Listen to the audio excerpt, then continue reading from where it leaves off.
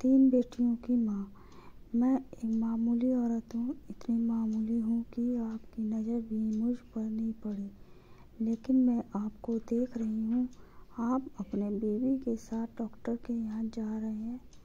उसकी कोख में लड़की है या लड़का, ये जानने के लिए। असल में कोख में ही आप अपनी लड़की की हत्या करना चाहते हैं।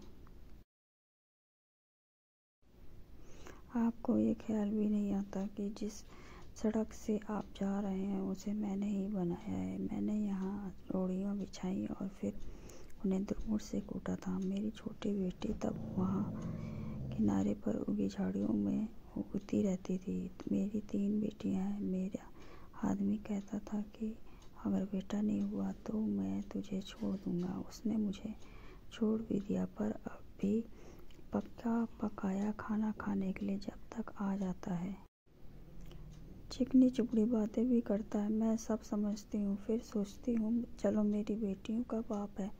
कमाल है, जिन बेटियों से वह छुटकारा चाहता था उन्हीं बेटियों के नाम की थाली में उसे परोस देती है।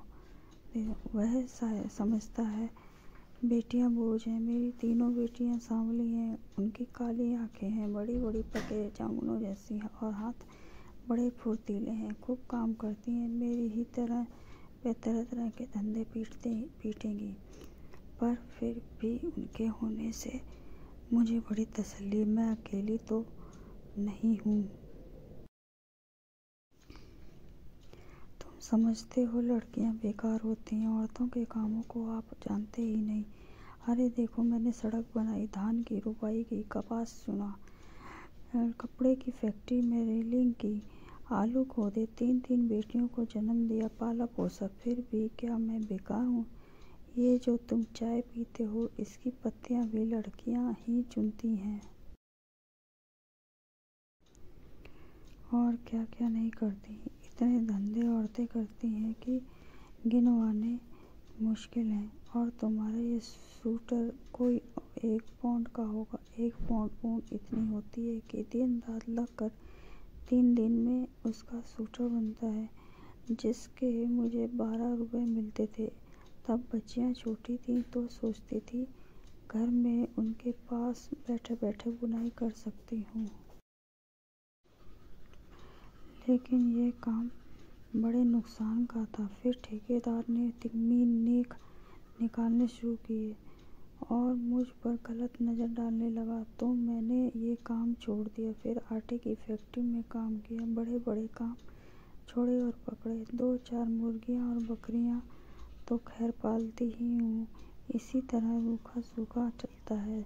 ये जो तुम्हारी बीवी ने रेशमी साड़ी पहन रखी है, इसके धागे भी औरतें तैयार करती हैं। कीड़े पालती हूँ, मुश्किल काम है।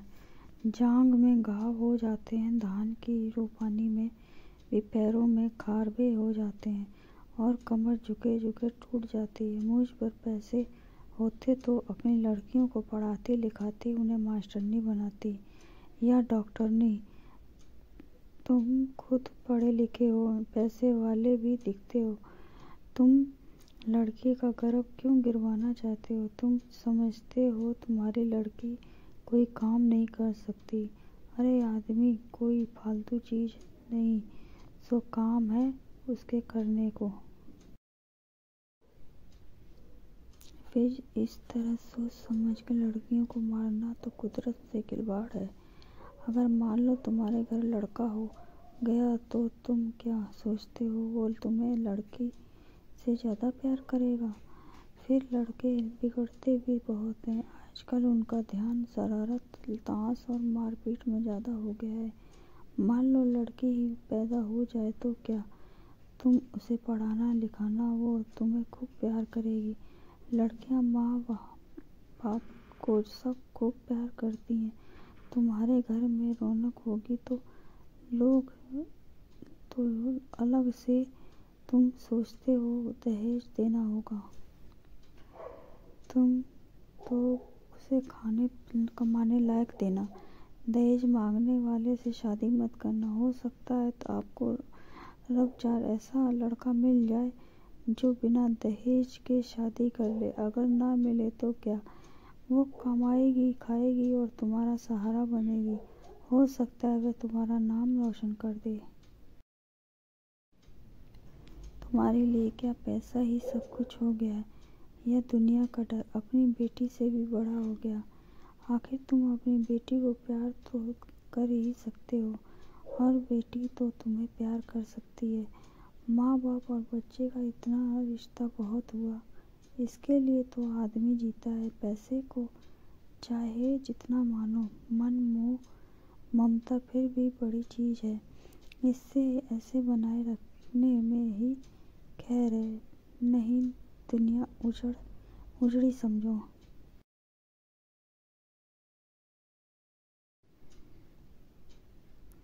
कुदरत के साथ इतनी ही मनमानी अच्छी नहीं। लड़कियों को तुम ऐसे ही गिरवाते रहे तो औरतें कितनी कम हो जाएंगी।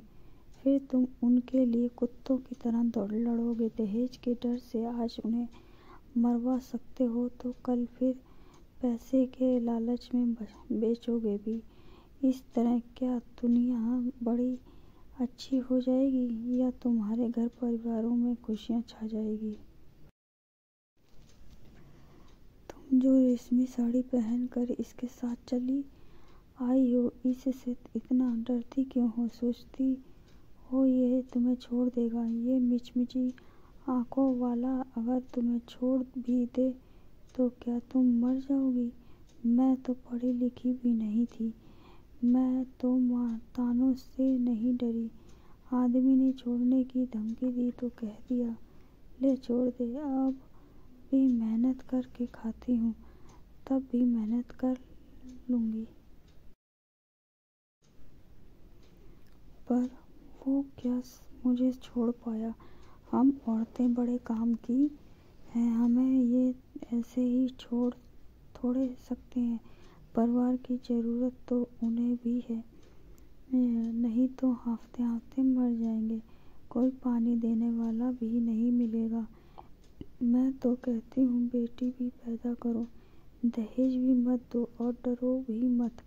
देखना दुनिया ऐसे ही चलेगी, इससे अच्छी चलेगी। दाव धौंस कुछ कम ही होगा। मेरी बेटी ने कढ़ाई सिलाई सीखी है, वो ना होती तो फिर क्या था? मैं तो दुनिया में धंधा पीटती मर जाती। अब भी मेहनत करती हूँ पर मन में खुशी भी है। मेरी 3 लड़कियाँ खूब हुनर वाली हैं, कोयल जैसी आवाज़ है उनकी, सुनने से थकान मिट जाती है। ना करे कोई शादी, अपनी जिंदगी भाड़ बनाएगा, और जो शादी करेगा सो भगवान होगा। चलती हूँ, ये ठेकेदार आता दिखता है, आँखों से कम दिखने लगा है। ये जो लिबर्टी सिनेमा है ना, इसे गिराना है। मालिक यहाँ पूरी बाजार भर दुकानें बनवाना चाहता है। यहीं मलबा ढोने का काम करूँगी। काम तो ठीक है, मैंने बहुत किया है, पर इसके सामने ये डॉक्टर की दुकान है। यहाँ लड़का लड़की टेस्ट होता है बस। इसे देख देख के मन में बेचैनी बनी रहती है। घड़ी घड़ी तुम्हारे जैसे हत्यारों की सूरत देखनी पड़ेगी। बस कहीं और काम मिला तो ये जगह छोड़ दूँगी, तब तक तो यहीं काम करना पड़ेगा। मैं पढ़ी लिखी होती तो ये ही सब बातें लिख देती। फिर तो तुम भी मेरी बात किताब में पढ़ लेते। पढ़कर तुम भी कहते कतरारी देवी बात तो पते की कहती है। कहानी अच्छी लगे तो कमेंट करके ज़रूर बताएं। ऐसी ही कहानी सुनने के लिए मेरे चैनल को सब्सक्राइब करें।